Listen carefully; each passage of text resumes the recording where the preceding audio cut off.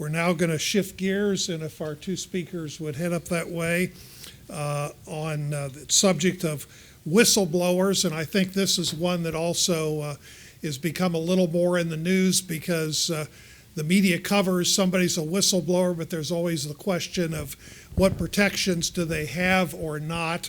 And I think uniquely, Ray and Sam are going to mention that whistleblowers is one of the cases where, under state law, the burden's on the employee to prove that they've done certain things. So if Ray and Sam will head up here, Sam's a partner in his Columbus law firm and is focused on employment litigation, arbitration, mediation, a very seasoned attorney, both public sector and private. I think you were former assistant attorney general at one time, right? So, and he's represented both employers and employees.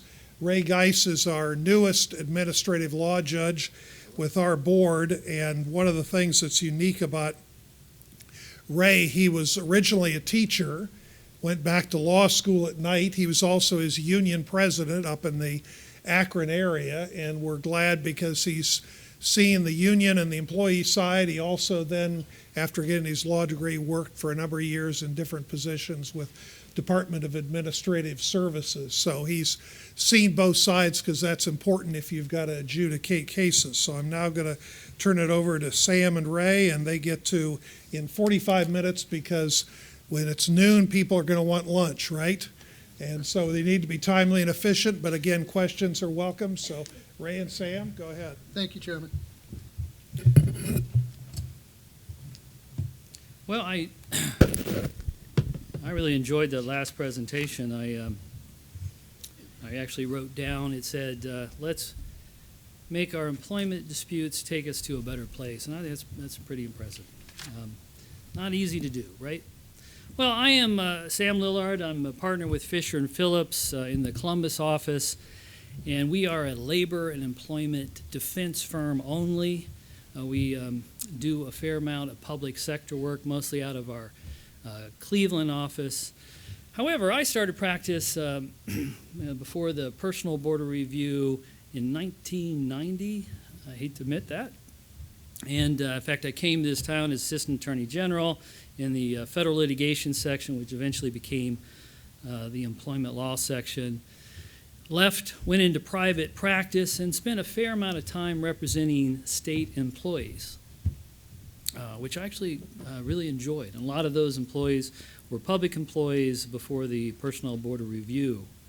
Then I had a stint going back into big firm law, and now only represent employers. But in those 24 years of practicing before the Personal Board of Review, I've only had a handful of whistleblower claims under the Ohio Public Employer Whistleblower Statute, which you may know is 124.34.1. And let me ask, how many attorneys do we have in the audience? Okay, quite a lot. All right. And I'd be interested in knowing, again, this statute has been around since 1986, but how many of you have actually dealt with it, had to deal with a complaint, of a whistleblower complaint? Yeah, okay. Well, a few, right? And that seems consistent. However, I'm going to predict that you're actually going to see more cases in which public employees seek protection. In fact, if you look at the case law, and there's only about 20 cases out there, a lot of those cases are recent. And I think we're going to see more activity in this area in the public sector, partly because we have of the evolution of social media. We have employees that are gaining more and more access to information, and I think there are just more opportunities for state employees to blow the whistle. Also, on the private sector side, we're highly aware that the plaintiff's bar is becoming very, very familiar with triggering protected activity and then bringing claims of retaliation. In fact, we've recently pulled the EEOC's fiscal year 2017 statistics on the number of claims of discrimination filed, and they list it by each type, right? And then under Title VII, as well as Ohio law, you can file claims of discrimination based on race, sex, age, national origin, disability, and retaliation, right? Retaliation is engaging in protected activity and alleging that you were terminated as a result. Well, the EEOC has now announced that in 2017, the most frequently filed charge with the agency is retaliation. It is now almost 50% of all cases filed, and that's higher than race cases and disability cases, which are second and third. And why is that? Well, we know in the private sector the reason that is because plaintiffs' bar realizes that there are easy cases to prove in Title VII and under Ohio civil rights statutes. And they are easy claims to get past summary judgment. In order to prove these claims, you just have to prove four things. One, that you engaged in protected activity, that the employer knew you engaged in protected activity, something bad happened to you, right, subjected to an adverse employment action. And then you have to prove that there's a causal connection between what happened to you and your protected activity. In a lot of those cases, it comes down to that causal connection, and that can be a question of legitimate dispute of fact, getting past summary judgment. And so they are a very common claim that we're dealing with for the private sector.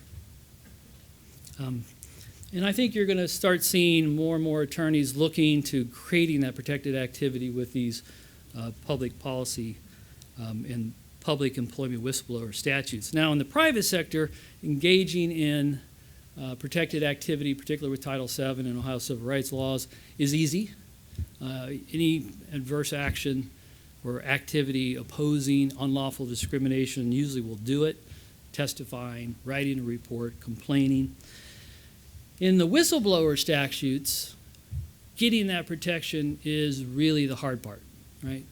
Almost all of Ohio's whistleblower statutes require you to file some type of report and go through a very precise process to get that protection. So in the private sector with discrimination, getting protected is easy.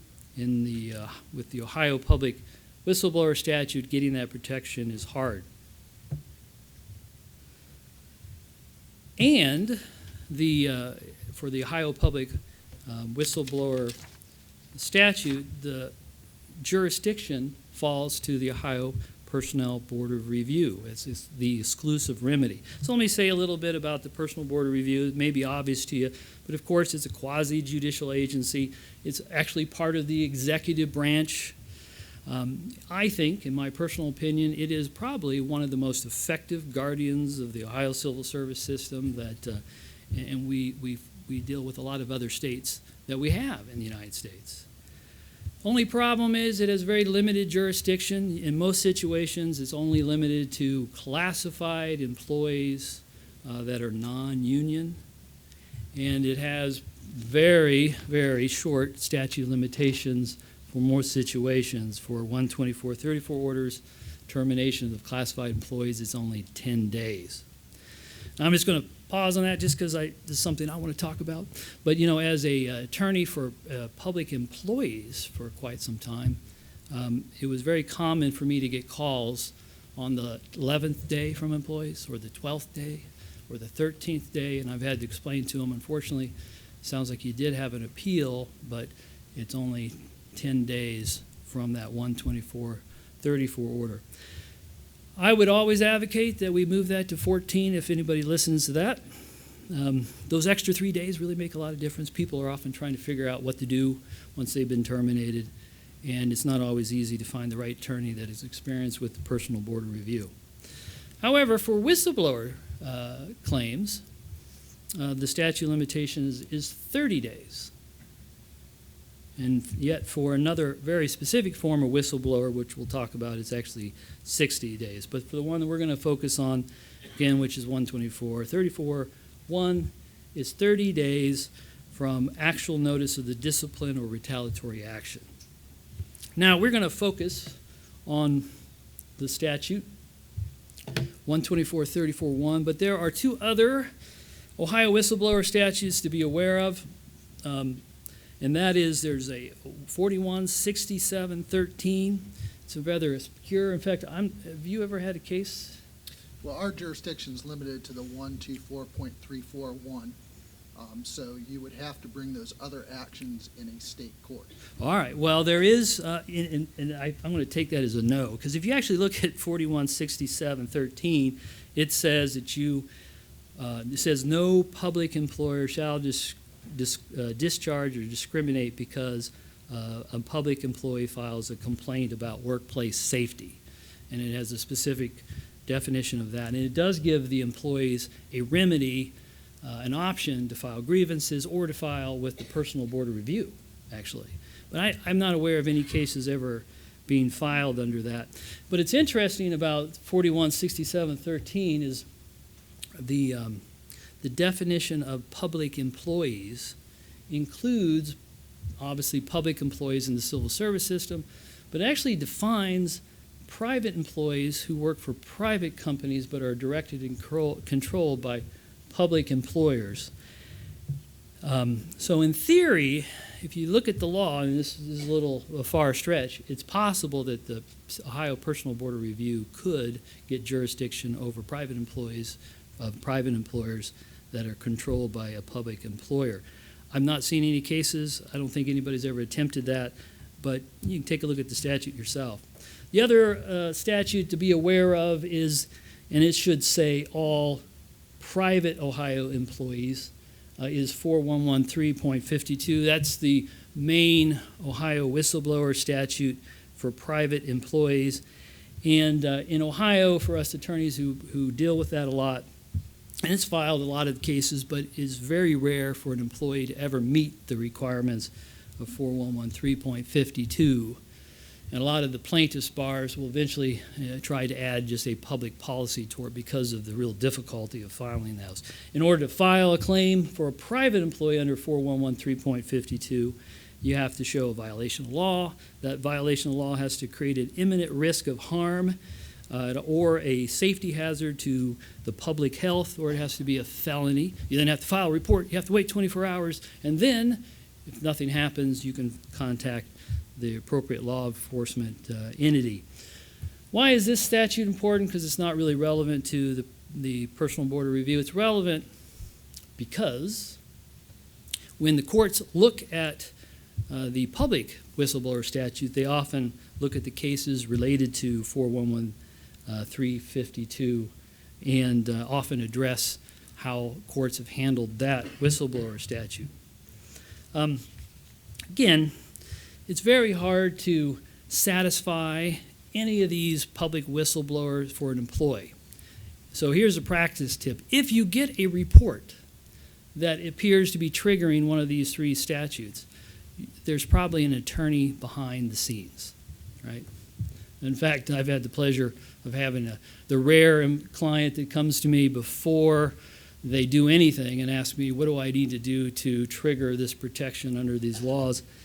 And I've had the opportunity to write the letter for them to review, to sign, checking all the boxes, making sure that we keep the time frames. And in fact, I remember one specifically where we alleged it was clear safety violation of law. It was a serious risk of harm. Filed the report, and then the employer made that employee the director of safety for that issue, which was a novel way to resolve that. All right. So the practice tip is if you get anything, make sure any report that triggers these, make sure you take it very seriously. This seems obvious, but it's not often done. Take it very seriously. Know that there's likely to be an attorney behind it. Investigate it thoroughly. Take a reasonable, appropriate action on a timely basis. And I just tell you, the juries and judges always say timely means you dealt with it within 24 hours, 3 days, or 7 days. Don't know why, they just do.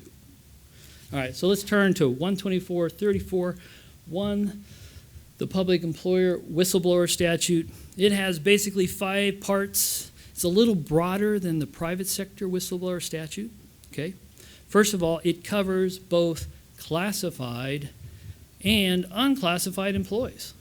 And in fact, it's one of the rare statutes that gives the Personal Board of Review jurisdiction over the termination of unclassified employees if they can prove that they were terminated because they filed a report and blew the whistle, right?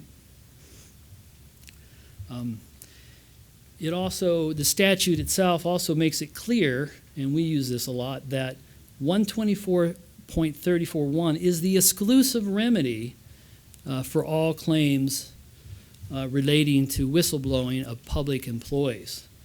Now, why is that important? A lot of litigation. In fact, we've had a couple of cases where the employee claims to be classified, not unclassified. They file the appeal with the Personal Board of Review. The Personal Board of Review says, nope, you're actually unclassified, throws the case out because of the removal was based only on 124.34 order that wasn't issued. They then file in state court. They raise a bunch of different types of claims. They add the private sector whistleblower statute.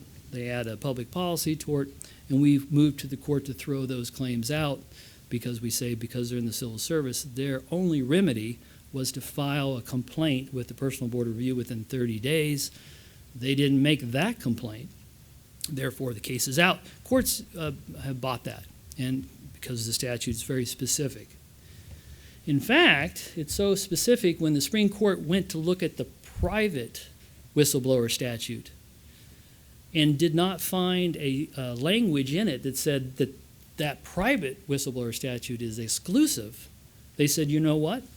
Employees can file under the private section and can also file a public policy tort because the legislature clearly knew how to make it exclusive, didn't do it in the private side, only in the public side, therefore you can do both. Just an interesting note. So what is reportable under the statute?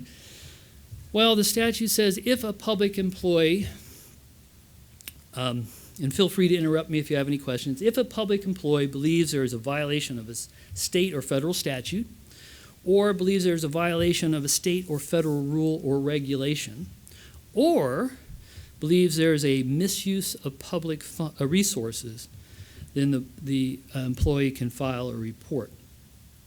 Now, this is quite broad. So it's just a violation of state and federal statutes, state and federal rules or regulations, and a misuse of public funds. Unlike the private side, it does not include a serious safety risk or a hazard to the general public or a felony, just a violation of law and a misuse of public resources. The third thing is that the violation has to be a violation that your supervisor, as the employee, or the appointing authority can actually have authority to correct. Right? It's a minor addition. The statute says that knowledge of the violation must come through the course of employment. Now, they don't really define what course of employment, but it seems obvious that they're just talking about you're hired, you learned it while you're hired, and that is likely, although cases, at least cases, the state cases haven't addressed that, it's not likely to apply to job applicants or contractors or public service vendors. It is likely to apply to complaints from public employees of one agency about misconduct or misuse of resources in another agency because some of the dicta of the cases.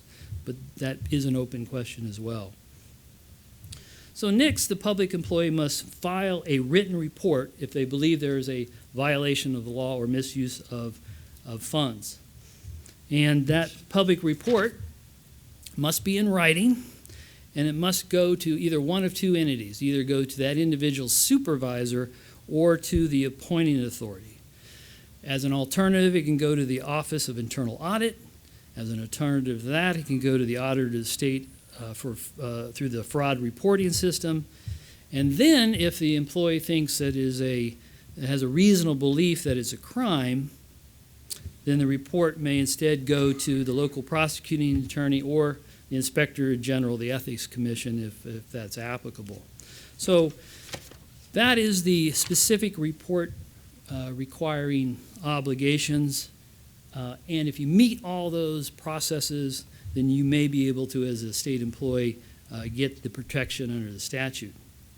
Now, it's interesting to note that this statute also has a provision that really hasn't been addressed by the courts. It says that the statute also says that employees must make a reasonable effort to determine the accuracy of the information that's contained in the report. That's what it says. It doesn't indicate what the penalty would be if they don't. Second, it says, and that employee can be disciplined if it can be proven that the employee purposely or recklessly reported false information in the report. So in theory, the employer will have the opportunity as a defense to say, you submitted a report alleging a violation of law, misuse of public funds, and we're terminating you for filing that report. And the reason we're terminating you is because you purposely made it knowing it was false, or you purposely made it and were reckless to find out if it was true. Bad idea, by the way, if you're an employer to do that, because if you think about it, what it means is that you're admitting that you got a report and that you're terminating based on the report, and now actually you, the employer, is going to have the obligation of proving that it was either reckless or false. Okay? Haven't seen anyone do that. I wouldn't recommend it. It's a trap, right? So if you think about this statute for a minute, and unfortunately I have, there's a whole lot of open questions you can ask, right? And some of the cases have addressed it, some have not. One of the questions you can ask is this: does this whistleblower statute for public employees include violations of the discrimination laws involving the employee themselves, right?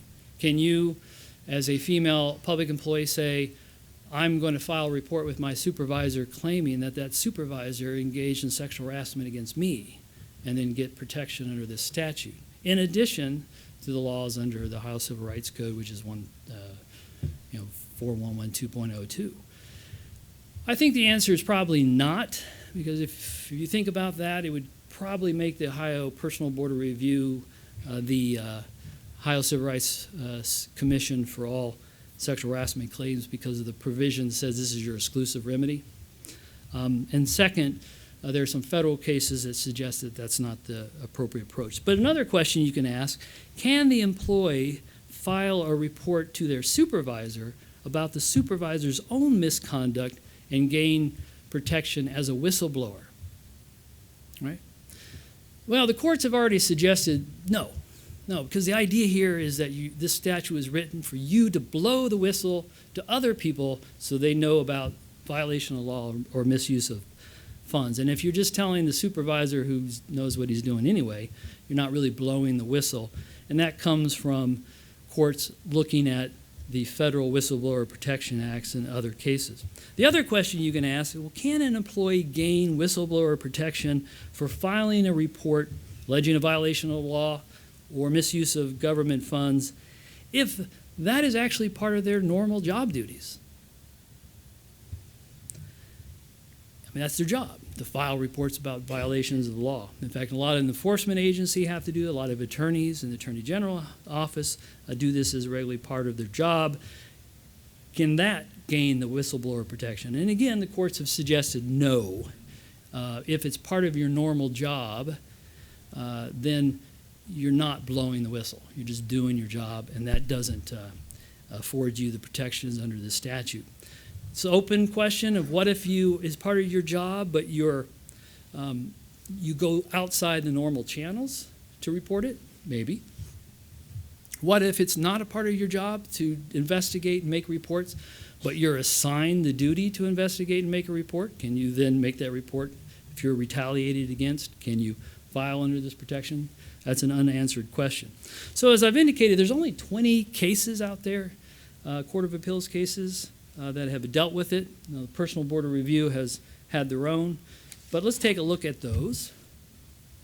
The big case that's really got into this issue is a 1999 case involving unclassified director of the Mansfield office who wrote a report complaining about inappropriate payments made by a higher level manager. However, the report was actually sent not to the appointing authority, to the director, but the director's assistant in the same office, right? And not the appointing authority themselves, just the appointing authority's assistant. Well, it's interesting, in that case, the court looked at it and said, nope, the requirement to file the report with the supervisor or the appointing authority is strict, and you can't deviate from it, and said you don't have the the protection, even though it went to the assistant of the appointing authority. The court also suggested that if done correctly, that the burden on the employee is to show that they, I'm sorry, let's try it this way. The burden on the employee is to prove that they filed it correctly, and then they have to show that their termination was the primary reason for why they were fired. Let's try it that way. That the report that they filed and blowing the whistle was the primary reason for why they were fired. So the burden is two for the employees. One, that you did the report, you filed it correctly, the report was adequate under the statute, and then your termination was the primary reason. Moving through this quickly, the other case is the Vivo case, which is 2009. Another case before the Ohio, involving the Ohio Bureau of Workers' Comp. Here was the Director of Alternative Dispute Resolution. This individual sent a short memo saying, quote this, I was told that a lot of money was lost through hedge funds with MDI, right? Some of you guys may remember there was a big scandal about that, but that is what the memo said. In fact, newspapers that eventually reported on the issue listed this employee as the source of those complaints. And however, the employer fired that individual not for making this memo, they said, but because this individual was doing schoolwork on state time and using state computers. So the question was, is this memo sufficient of a report to identify a violation of the law or misuse of state funds? Her argument was, well, not only did I do this report, but I also made an oral follow-up where I explained what that meant. And the court looked at that and said, no, again, it has to meet the specific requirements, and those requirements are that the memo must identify specifically the violation or misuse of public resources. You can't supplement with oral reports. You can't look at other communications. Each one stands alone, and it, again, must have identify a clear violation. And in that case, the court held that the report was simply too vague. The other case is the Haddock case. This is the last one I'll deal with before I turn it over to my colleague here. But the Haddock case involved the Deputy Assistant AG who was supervising another Assistant Attorney General. And the Deputy Assistant was concerned about this employee's use of time and the accrual of large amounts of comp time, which was appropriate. And then that employee filed a report with the appointing authority, but that report was actually authored by another employee, a former AG, but now another employee with another agency, and the Haddock's employee did not sign it or write it, but just delivered it. And the question is that sufficient report? Now, the statute doesn't actually say anything about having to write it or to sign it. It doesn't talk about whether it's a report from another individual. But the court, looking at other cases, interpreted that statute to say, no, the report has to actually either be written by or at least signed by the employee that is filing it. The act of simply of reporting or being the courier is not enough to gain the protection under this statute. And in fact, the employee also tried to argue that, well, I also raised this when I did my performance evaluations of this employee, raised this issue. And the court looked at that as well and said, well, again, if that is part of your normal duties as a supervisor to do performance evaluations, then that's not really blowing the whistle. That's just doing your job. And based on some of the federal case law on the Federal Whistleblower Protection Act, it's not covered. So as you can see, these are tricky cases to deal with. And again, the Haddock's court had noted that there's very few cases on it, had to look at the Federal Whistleblower Protection Acts, and suggested really what this law says is you actually have to blow the whistle and put your job at risk to gain the protection. Again, just doing your job is not enough, right?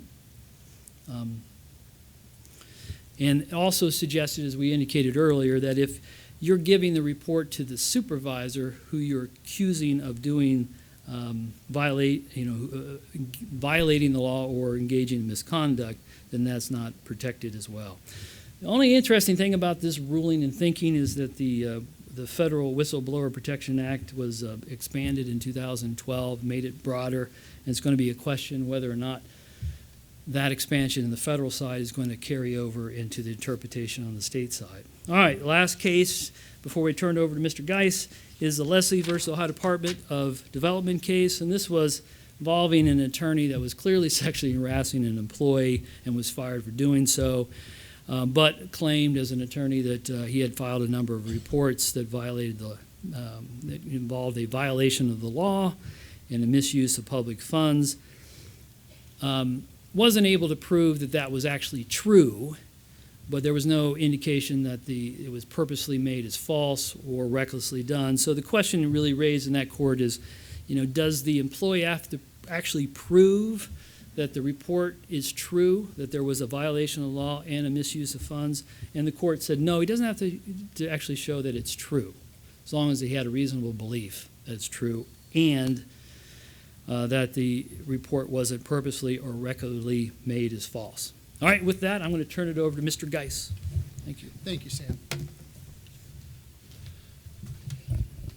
Well, I'm very pleased to be with you this morning right before lunch. So if you can just hang with me for a few more minutes. In my role as an administrative law judge, I write reports and recommendations, which go to a 3-person board. Mr. Casey is the chairman of that board. And then the parties to the appeal, the appellant, the person who brings the appeal, the appellee, the person who defends the appeal, they have an opportunity to write written objections, and then the board considers my report and recommendation along with those objections and renders a final decision. I want you to know that other than the facts that I discussed today, I'm going to give you some of my thoughts and impressions on a case that I heard and also a board opinion that I worked on. But please understand that our final board decisions are online. When the board speaks, it speaks in writing, and that's it. I don't accentuate or modify that in any way. But I will share with you some of my thoughts and impressions on some significant cases, or at least I believe they're significant. They're on appeal. Both cases are on appeal with higher level courts. Any school district employees in here? Okay, so I have a couple. And any teachers by any chance? Any school administrators? Okay, so school administrators, you'll kind of probably understand this, but you may know that there's a law out there that allows teachers to buy computers tax-free, sales tax-free in the state of Ohio, as long as they're using it for their educational mission. It doesn't apply to administrators. It only applies to teachers. Now, picture yourself being an assistant treasurer, technically classified as an account clerk, for a city school district somewhere in Ohio, and you know that your treasurer boss came and told you, hey, check out this new Apple computer I bought for my daughter. And you were the employee that had to process the requisition because the treasurer used the school's account to get a preferential price for the product at wholesale cost and didn't have to pay sales tax on it. Now, what if I told you that this account clerk had her own issues with the treasurer because she had asked for a raise, and the treasurer said, no, I'm not going to give you a raise, even though she felt very slighted because her friend and colleague got a raise because she had some new duties to deal with what she termed Obamacare, but the ACA, and she felt like, hey, I do all this work, I should get a raise. So no witnesses. She's in a room with her treasurer boss, and supposedly what happens from what we can tell from the record is she says, I'm mad at you, you're a jerk because you didn't give me a raise. And oh, by the way, I reported you to the auditor of state for your crime. Okay? So here's our appellant. And she did actually telephone the auditor, and for one reason or another, the auditor just didn't really do anything with it. And there was no finding of recovery. She waits for a time, and she decides, I'm going to go to the school board. Okay, now mind you, there is no written report to the auditor. There is some unique specifications in this statute about how to make a report to the auditor for misuse of public funds. No written report thus far. Now she goes to the school board, complains to probably 2 or 3 members. No written report. The school board, from what I can tell from the record, heard what she had to say, but did not take any action upon it. In the meantime, the relationship between her and her boss gets worse and worse. There's allegations flying that she's disrespectful, she's not a team player, she's impugning the integrity of the other employees in the office. Whether true or not, we know that there's a conflict. That much I can tell you from the record. Then she files a report with the county sheriff, okay, on the theory, subjectively in her mind, that, sales tax evasion and buying a computer on the school's account, could be a crime. Okay, at least subjectively, there is a good faith belief there. So the sheriff takes it real seriously. Now, mind you, the sheriff is in a dispute with the superintendent of the school district over how she handled a case where a teacher flashed a sex toy to a student. So there's lots of conflict here, okay, and lots of motives. So the appellee, the school district, said, hey, you should throw this case out, ALJ guys, because this sheriff, he just has an axe to grind. That's not what the statute says. Point of the matter is she filed a written report, and she gave it to the sheriff, and the sheriff took that report in seriously and actually launched an investigation. Now, the investigation did not result in any convictions that we know of, and for all that I know is all charges were dropped, okay, at this point. So there's never been any conviction, never been any charges that stuck to the treasurer. By the way, the treasurer offered evidence into the hearing, though he did not appear at the hearing. The treasurer said, hey, I paid the sales tax. 2 years later, he wrote a check to the Ohio Department of Taxation for an amount which was for the same amount he would have had to pay if he paid it. And then he also said, hey, look, yeah, I did buy it on the school's account, but I reimbursed them the next day. So the school was never out any money. So the appellee, the city school district, tried to defend and say, hey, look, there's no real crime here. There's no real violation here. All the guy did was he charged something on the account, and all's well that ends well. Okay. So I heard this case, and it was very, very tumultuous because there was a lot of conflict, and you kind of have to sort out in light of Haddix. Haddix, the dictum in Haddix, dictum isn't really the holding of the case, but it's a suggestion from the judges, hey, you might want to go this way, even though it's not essential to the holding. It's not actually law. And, Haddix has this view that, you have to altruistically put yourself out there to be hurt and not have any fault of your own and do it for the good of the taxpayers. That's not really what the holding of the case is, but there's some suggestion. And like Sam said, that's still good law here in Ohio, even though, as Sam suggested, the federal law has been changed. It's been recognized by the courts. You don't have to report something outside of your regular job duties at the federal level for federal whistleblower protection. But because all of you could be potential whistleblowers, everybody in this room, Haddix is still good law in Ohio. And if you do report a violation, it does have to be something that's outside your regular job duties. And that's still the case now, although that issue's on appeal in the second case I'll talk about very quickly. So anyway, I found that the real reason that Ms. Haddix was fired was due to her report to the sheriff. It really was, in my view, the straw that broke the camel's back. The superintendent was very upset over it because she had some bad blood with the sheriff before, and so it was a big deal. It was just a big deal. The board, in their wisdom, or not, agreed with me. Now, they're pretty wise. And the case was appealed to the Common Pleas Court, where Judge French, who used to be a school board member for Westerville, I don't know her, never seen her in my life, but I know that about her background. She seemed to kind of agree, well, this isn't just a de minimis deal. This was a real report of a real violation. Treasurers aren't really supposed to do that, and all's well that ends well isn't a good excuse. Basically, she agreed and thought that the employee had a legitimate report, and she sustained the board's decision. The city schools took the case on appeal. It's going before the 10th District Court of Appeals, and they are arguing that, number one, it's incumbent upon the appellant to prove that the firing was only because of the report and nothing else.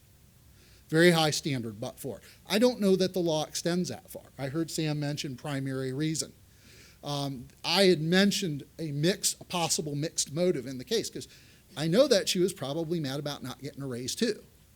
But I know that she was upset that this treasurer did what he did, and she had reason to believe it was so. So they took that and jumped on it, and they're like, oh, no, you can't do that. Unless you, and by the way, at the end of my report and recommendation, I said it was a but-for cause. But so there's going to be a fight in the 10th District about, gee, just how much your report has to be due to, this is the filing of the report, has to be about your subjective belief, right? What's the good faith standard? Good faith standard in the statute is pretty simple. It just says it has to be accurate. Well, she was very accurate. But in Haddox, once again, it's a pivotal case in our Ohio jurisprudence. Haddox suggests that you can look at the context and the content of the report. So Haddox suggests, although it doesn't say, that if you file a valid report and it's legitimate, if you really only filed it because you hate your boss's tie colors or blazer outfits, that you don't get any protection. We'll see what happens at the 10th District. I don't know when that case is going to come down. The last case that I want to talk about very quickly in about 2 minutes is the Martin Desmond versus Mahoning County prosecutor. Now, Martin Desmond has been an assistant prosecutor in Mahoning County for a long time. In fact, I've seen him on TV before on those crime shows like ID Discovery, and he'd be on there talking about, you know, people who were murdered in the 1980s in Youngstown. So he's a little bit of a gentleman who has a little bit of TV experience. He has just filed another lawsuit which raises implications of collateral estoppel or res judicata if for you lawyers out there, but we'll see where that goes. Let me get back to the case. The board adjusted the ALJ's decision, and it basically agreed with everything our late Elaine Stevenson wrote. It adopted it in the entirety. And she felt that Desmond did not make out a good whistleblower report under the law. The board adopted her and also had some additional grounds for why the report wasn't valid. In a nutshell, Desmond sends an email to the prosecutor and says, hey, I'm worried about this criminal case we have, that it's going to get dropped and the charges are going to get dismissed against the defendant. And I think I found this case that's going to cure this.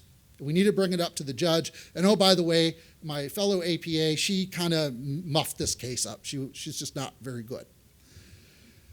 Well, the prosecutor apparently didn't really care for that and had found some additional misconduct that he felt was legitimate and fired Mr. Desmond for having supposedly contact with the defense attorney in a case that he was not assigned to, and that compromised this criminal case.